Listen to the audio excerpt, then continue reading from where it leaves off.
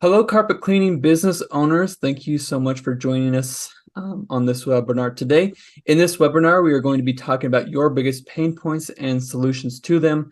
Pain points such as how to find good cleaners, how to train good cleaners, how to keep good cleaners, how to fill their schedules with jobs, what lead sources are the best and how to do them correctly, how to get your close rate as high as possible, and how to use a marketing budget wisely to grow your business. I will put time codes on the screen right now so you can jump to any of those topics that you are specifically struggling with at the moment in your business.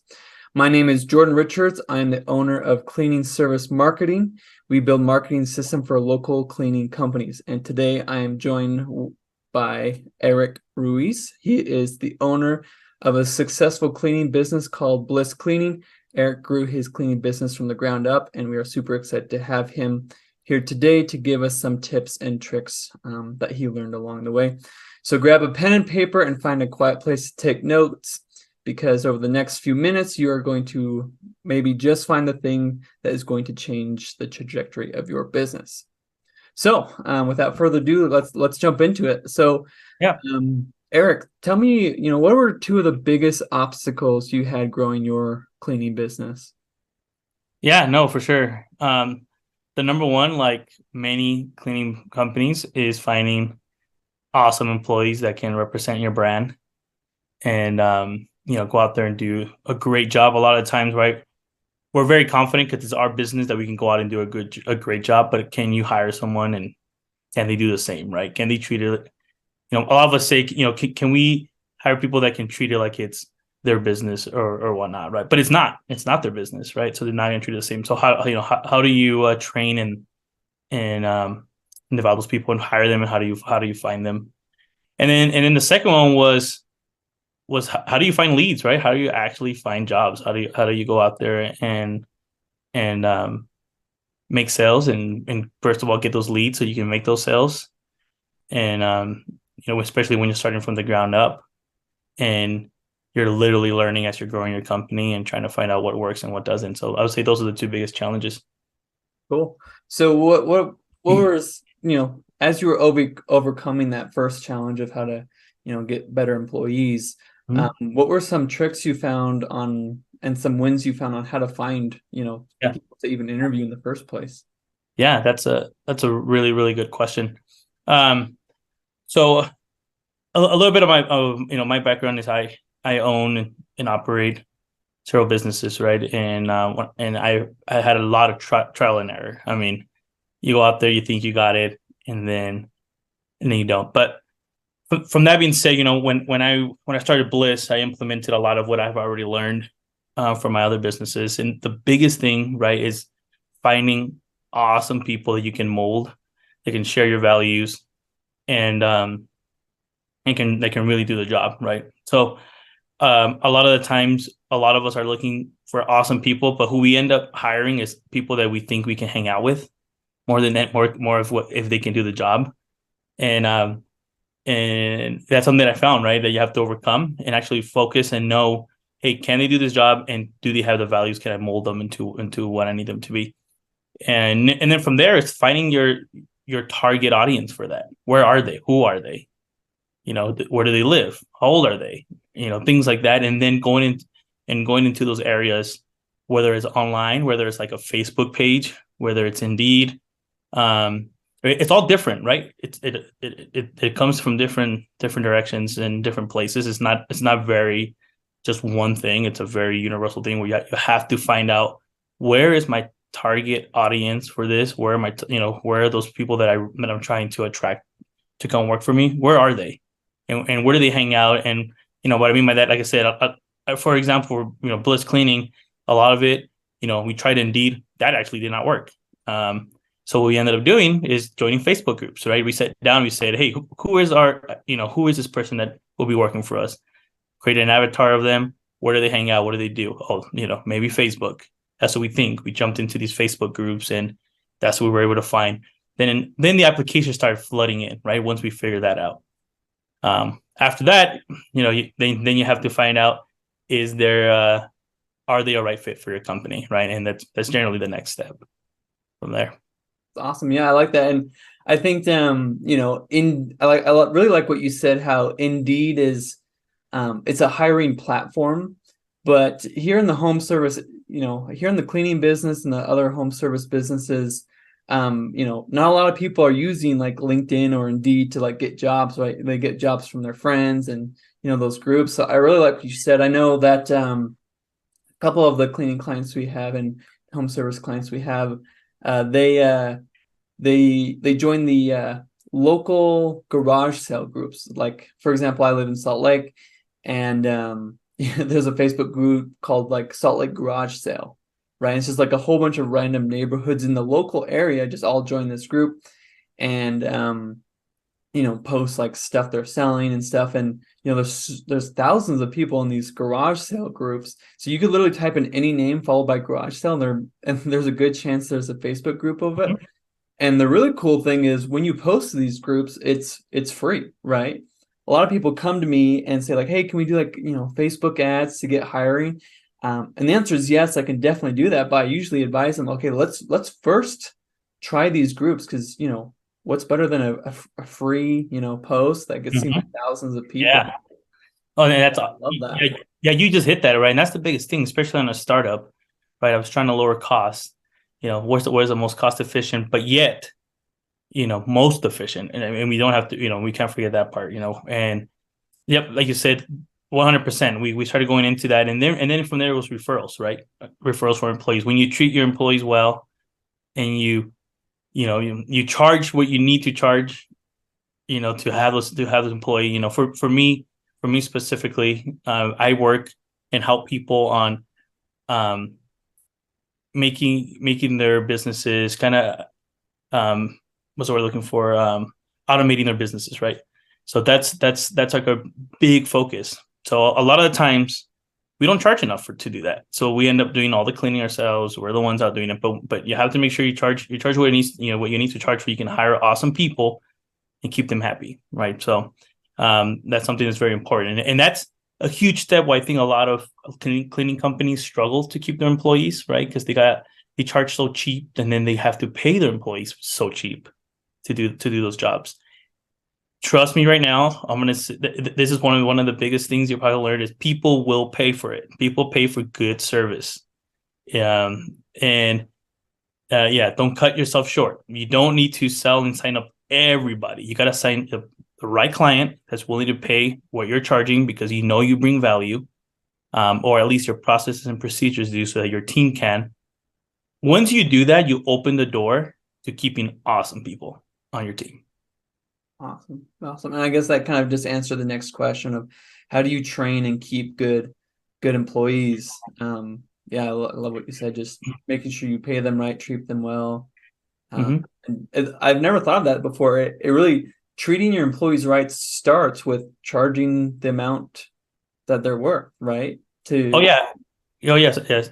Sorry to interrupt you there, but yeah, like we got people from other companies who come to us and they just say, "Wow, like why are you guys why are you guys so awesome?" Like I was just with another company and they paid us short, our checks weren't coming in, and I was like, okay, no, like I totally get it, and usually when they give us the feedback, is that it's like, wow, this is awesome. But it all starts from, and again, I have experience running other businesses, is that it starts with that, right? If I charge very low for my services, then there's no margin. At the end of the day, right? We want to do something that we really enjoy, and we want to make money doing it, right? And if you do it correctly, when you have to be look at those margins. I help the people that I help a ton of people in understanding that. When I mentor them, is making sure they know where the margins are at and they price those correctly so that they could hire people, keep awesome people, and make money doing it, right? And that's how you automate your business, by doing that. And we have found that that's a winning formula for us. Love that. Love that. Yeah, and I think I want to touch on a point that another one of our clients found as a success with when it comes to training. They found that they were answering like the same 20 questions every single time to train. So finally we convinced the client, just make it like an FAQ doc that all your employees have access to, and then put the question right? That the same Mhm. question that they all ask. And then for the answer, just record yourself answering that question. And so that way, training the new employees was way more automated. They obviously don't let this, they put a personal touch to it, of course. Mhm. But like those same like 10 questions that that you told them, then they forgot, then you told them, then they forgot, they can just be answered in that document. I think that, that was really helpful to, in Mhm. the training to automate that process. And and I love what you said about keeping good cleaner, keeping good employees because as and as a bunch of people watching, training isn't cheap, right? Finding new employees is like one of the most expensive things us Mhm. business owners have to pay for. And so if we can automate training, that will lower the cost. And if you can keep them, that will lower the cost as well. Uh, Yeah. and then as you get more employees, you can always be trimming off like the bottom, like the lowest performers who are hurting your business. And the only way you can trim out the people who are hurting your business is by continually adding people to the top, right, and building that dream team, right? So I think that's a really good way to like we Mhm. talked about, find good trainers, train good trainer, or find good cleaners, train good cleaners, and keep good cleaners. So Yeah. Oh, for sure. And there's also a model that I live by that is very important to me is I hire very slow, but I fire very quickly. And I know it sounds like a little harsh, but what I mean by that is if they're not a good fit or they're not going to fit your culture, a lot of times we stick to them, right? Like we hold on to those people. You need to get them out. And the reason for that is that your top performers, right? There's that 20-80 rule, right? That 20% of the people you hire produce 80% of your results, right? Um, and that's like literally with anything. For example, like people talk about baseball, right? Who hits the home run? Not everybody. It's 20% of the team that hits 80% of the scores that are ran. Um, Same thing with your team. So what does that mean? Is that awesome people want to be around more awesome people. So when you have someone that is not that might be hurting the performance, and I'm talking about you did training, you try to help them out, you develop them, um, you've really tried to work with them and it's just not a good fit or they're costing a ton of cancel requests, people, or they're just hurt, not part of your brand, they're just not representing your brand correctly. Get them out. What I mean? And then when you are bringing people in, don't just hire anybody that comes in and knocks, that wants an opportunity. No, sit down, find out, have a good set of questions. And these questions are not like, what do you do for fun? No, what you're looking for is, hey, the questions that you really want is um, questions that are going to directly reflect the job that you need them to do, and do they have those values that you're looking for, right? And then once you bring those people in, what we tend to call A, B, or C players, right? And they're actually, I'm huge on books, like I love it, and anybody that I work with or help, or anybody in my team, like I get them on these very quick, right? There's one called Who that um talks about that, right? A, B, C, D players.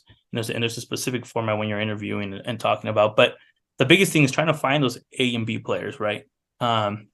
And once you can get those two into your team, and sure enough, there will be some bad apples that sneak in, and that's going to happen. But you genuinely try your hardest to do a great job as the onboarding training, the ongoing training, and continue developing. Right, even in the cleaning industry, that's something that's very important. More whether it's morning trainings with them or evaluations, observations, going out with them, that's really well time spent. Like I spend money having people go check the jobs, right? Like that's important to me because it keeps our retention with the customers is high because they love it, right? Because we're doing a good job, or just by us simply knocking, saying, "Hey, I'm here to make sure we did a good job." That's, well, wow, no one does that, right? Things like that. So, but anyway, by doing that, then you're able to retain awesome people and create a good culture, right? Think again, but through this whole process, things happen. That's normal, and you have to do is adjust, pivot, find solutions, and kind of go from there.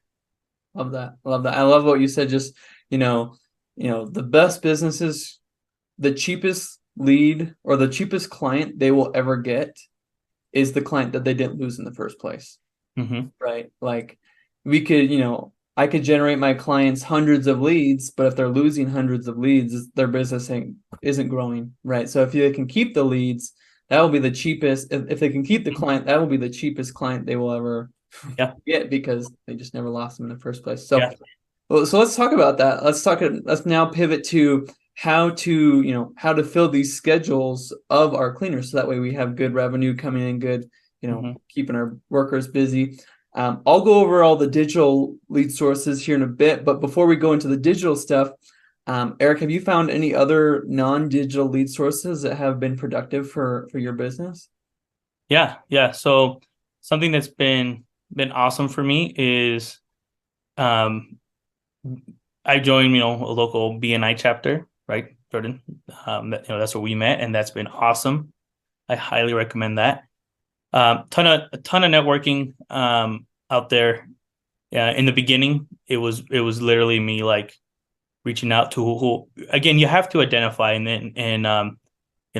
there's a whole process on this, right? And we can really break it down. And Jordan, I bet that you're an expert on this, what I'm talking about, right? But identifying who is the actual person that you're trying to target. Again, with like the same concept when you're trying to find someone you're looking to hire is the same thing with your clients, right? Who is it? Once I found my niche and I knew what I was doing and identified who that person was or who I was trying to target.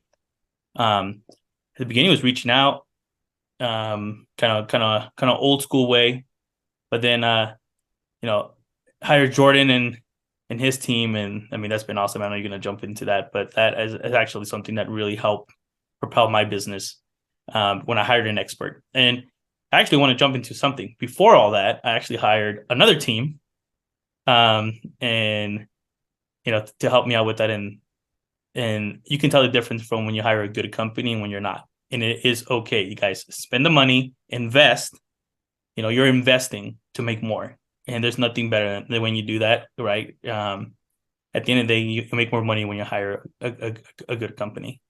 Yeah, and I totally agree with that. And it's sad to hear that. I hear the story like at least once a week from somebody. They're like, "Hey, Mm-hmm. I'm interested in your, digital marketing, SEO, Google Ads, all your services, but how do I know I can trust you, right? Because, I've used companies in the past, they didn't work out, right? How do I know this is going to be any different, right? And there's a couple answers to that, and I'll kind of go over like the secret sauce of what we've done for Eric. Eric's website um, is now generating 10 times more leads than it ever has. And I'll kind of go over the secret sauce to how do we get that to happen so that way you guys who are watching can do the same thing that Eric did, same secret formula, so you guys can have that same success that Eric's had. And I think it really starts off with really targeting your niche, right? A marketing company that does like everything under the sun, like realtors, restaurants, stores, and cleaners. What may work marketing for a realtor isn't going to work for a cleaner, or what may work for a plumber might not work for a cleaner, right? So you really got to, dial in the niche there, because one size does not fit all when it comes to, digital marketing, right? Maybe 10 years ago when it cost like 10 cents to run a Facebook ad and get like 100 leads from it, but that's not the case anymore. So yeah, let's talk about the secret sauce. So I have 6 pillars here. Looks like I forgot to turn off my phone before this. So I have 6 pillars here. So the first pillar is it all starts with the website, right? You need a really good, fast website. If you don't know how fast your website is, go to gtmetrics.com, just throw in your URL, and that will tell you how fast your website is. The next thing need is a really obvious website, right? There's a statistic, I don't know how true this is, but they say 60% of people never even scroll once what's once landing on your website. So you need, the second they land on your website, you need them to know who you are, what you do, where you do it, and how to get a hold of you. So I think Eric's website's a good example of this. I'm going to go ahead and share my screen here. So this is Eric's website, and I haven't scrolled yet, right? This is just the first screen, and right off the bat we can see who they are, what they do, where they do it, and how to get a hold of them, right? It's it's that simple. Yet so many people don't have that down. Like I see so many websites where it just like has like a cool picture, maybe their logo and maybe a phone number, but doesn't. You need to answer all these questions, or else, like I said, you'll lose, so many people. And you need to test things, because if you're not testing, you don't know if something's working or not. The next pillar, the next secret sauce is we're running Google Ads for Eric. And the thing that makes such a night and day difference to Google Ads, so many marketing companies optimize for PPC, pay per click. Optimizing for clicks is good, but it's not the best, right? If you tell Google, hey, Google, give me as many clicks as possible, Google's going to give you exactly that, as many clicks as possible for your budget. But not all those clicks are actually useful, right? If you put in the word cleaning as a keyword, Google might be sending you people who are Googling funny cleaning video or how to, do this or that, right? And it's not cleaning services near me, right? And so you need to, if you're running Google Ads, you need to set up your account for conversion tracking. It's where you take the code that Google provides you, you attach that code onto all the phone numbers and forms of your website. And by doing that, you have now enabled lead tracking, right? So now, instead of paying for the most clicks as possible, you can now pay for as many leads as possible. And the difference between cost per lead optimization and cost per click optimization are night and day. So many, I've seen a client, he was spending a fortune on Google Ads, and he said, you know what, Jordan, I don't know if, I even want to do Google Ads, period. I know it's part of your service, but I don't think I even want it. I'm like, let's just try it, see what happens. We optimized his business for cost per lead, not cost per click. And then his cost per lead more than cut in half. And that's just, to show the power of that. Another great pillar is, Google Maps. Now more than ever, people aren't even getting to your website, right? They're just stopping at that map. So you need to really optimize for that little map on Google. And how you do that is you go to as many different websites as you possibly can, like Yelp and Facebook and Better Business Bureau, and put in make sure your business name, address, phone number are all correct on as many different websites as possible. And that should help your Google Map ranking go up better. For Eric, we've tackled over 100 websites, and that's why he is progressively moving up on Google Maps. Also connected to Google Maps is my other pillar, which is Google reviews, right? It's so important that, your company has good reviews, because just like, when I'm shopping on Amazon, if you don't have over 100, 5-star reviews, I don't even consider you, right? So you really got to get those reviews building. And the easiest way to do that is go into your Google My Business, get your review link, and then turn it into a QR code, right? And then put that QR code everywhere, right? Put it on your trucks, put it on your, uniforms if you want to, put it on the back of the iPads that all your employees have, right? So that way, anytime they finish a job, they can just scan that QR code and leave you a Google review. And a quick SEO tip for you, responding to those Google reviews is like free SEO. So definitely, once they leave the review, just respond on Google My Business itself. Hey, thanks for the review. It's a pleasure working with you, or whatever. And that will give you some free SEO, because Google loves seeing engagement. When it comes to, I touched on this just now, is when it comes to SEO, there's, for so long, SEO has been this magical thing, right? That all, these SEO companies are selling you this magical space code called SEO, right? And if you look at SEO for what it is, it's not magic. It's more of an algorithm, right? And Google shows you what the algorithm is and what things are important, what things aren't important, right? You just need to make sure your SEO company, whoever it may be, is doing the things that are most important on that list.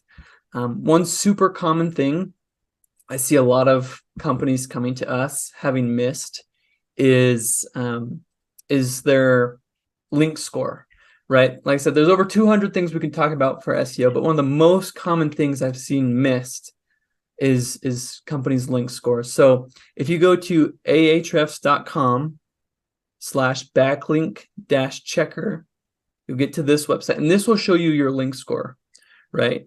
And you can't just instantly get your score up from 0 to 100 overnight, or not 100, because the score of 30 is good for really local businesses. Anything over 30 is like apple.com and like, nationwide websites. So as a local business, you want to you want to be at least 10, right? Minimum.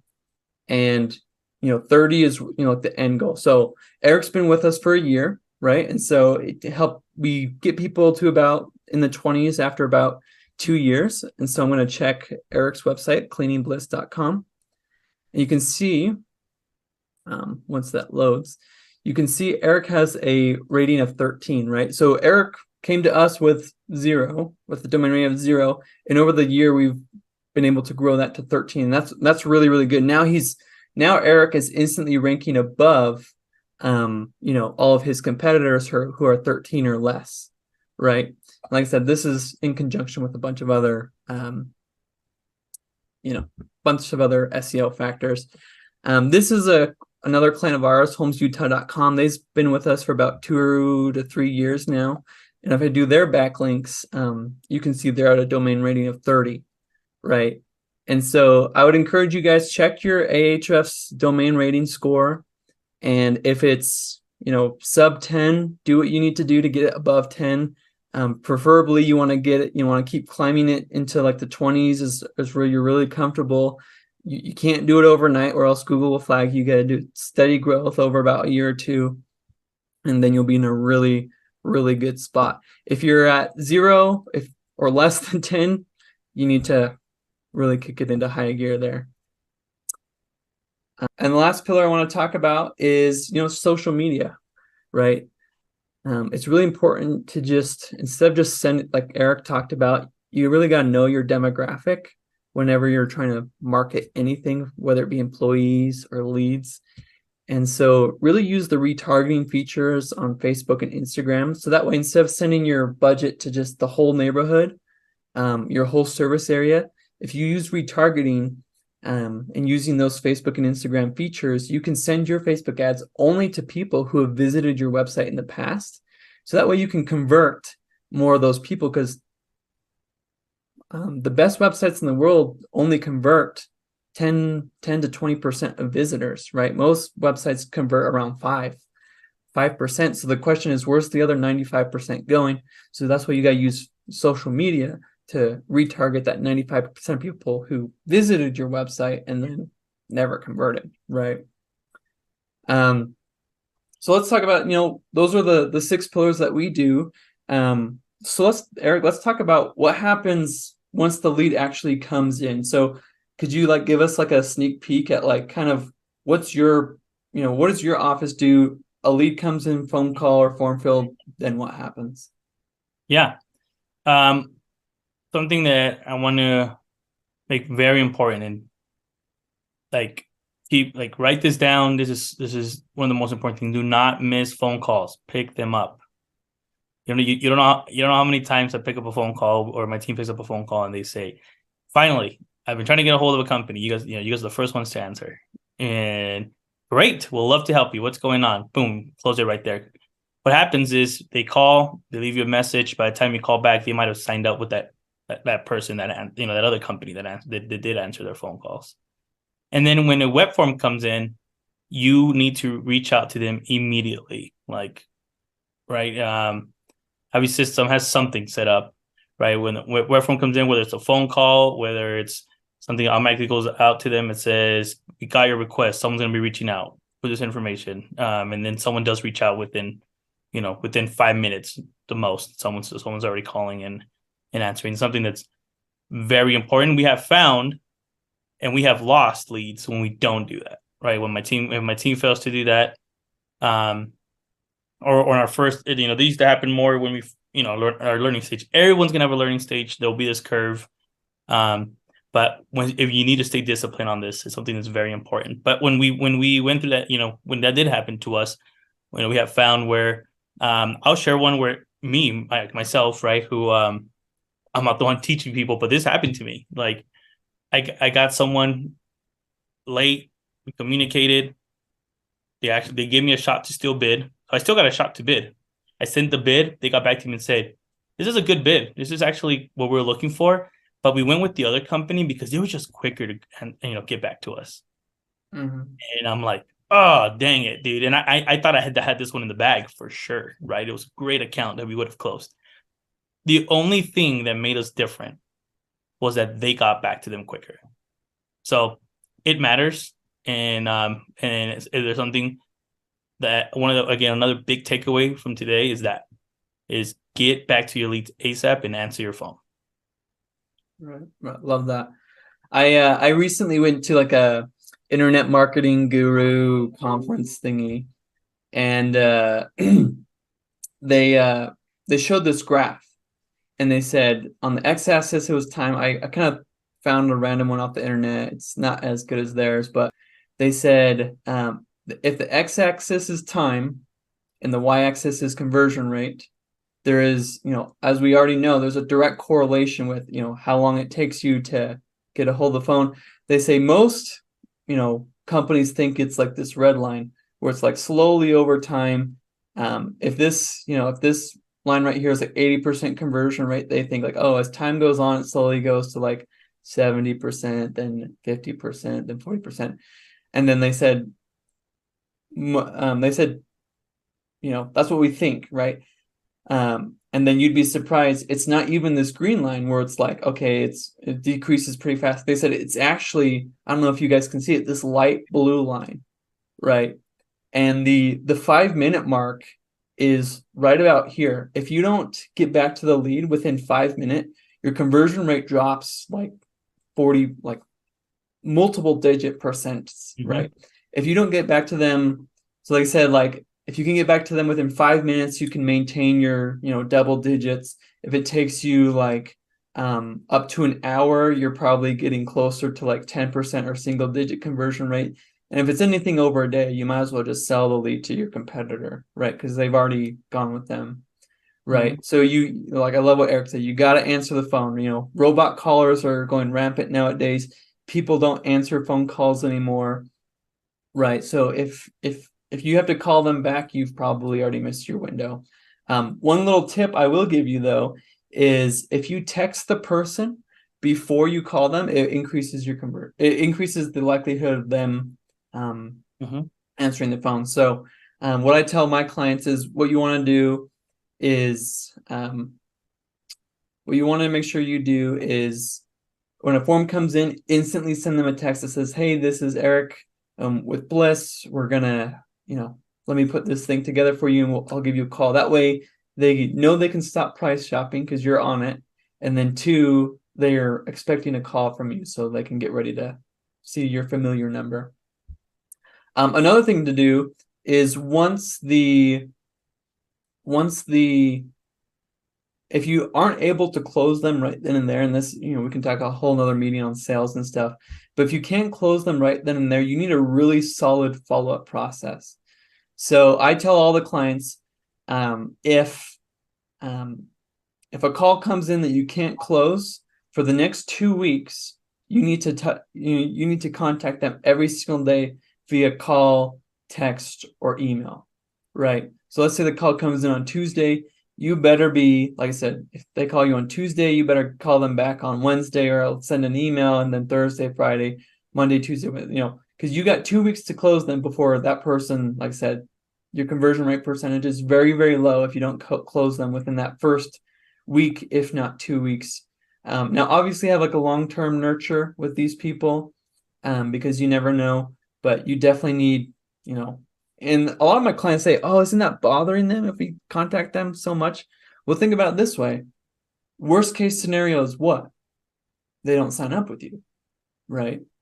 Um, and if you're worried about bothering them, then they're not going to sign up with you. So you're basically already at the worst case scenario, and by your actions, if you bother them too much, if you don't bother them enough, then you're guaranteeing yourself the worst case scenario, right? If you take, take action, bother them, bother them, bother them.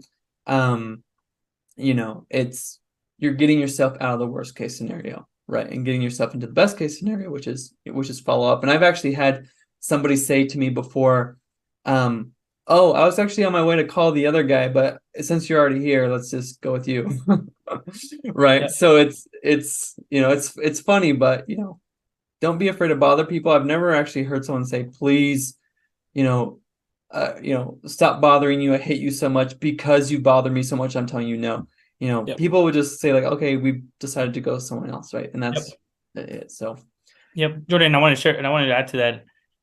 Yeah, I have had instances where that's happened, and then I feel like you feel like this isn't going anywhere, right? Like they're not getting back to me, and then all of a sudden I get a call, text, email saying, "Hey man, sorry I was out of town. Hey man, sorry something came up, or I really apologize. I just been super busy. Yes, sign me up. Yes, let's go through with that, right?" And yeah, so it's and I kind of apply that too with I've had that with leads where I get back to them within 5 minutes and they're not getting back to me. I keep following up because I haven't heard anything. Like you said, they haven't said no to me. So mhm. I'm going to keep following up. And then it's happened when they're like, hey, again, oh, I am so sorry. We actually been moving and I need you to come here and help us get this, get this ready, get this, do this, clean that. Um, yeah, let's do it. So, not until I hear a solid no. Um, and even then I'm kind of saying, why? What is it they can offer you? And I'm still trying. But anyway, like you said, we could go into sales, right? And jump into that. But anyway, I wanted to share that with you. It's happened, and it's very common that if you stay consistent, I tell my team this all the time. My team members that have the highest closing rates are the ones that are just following up.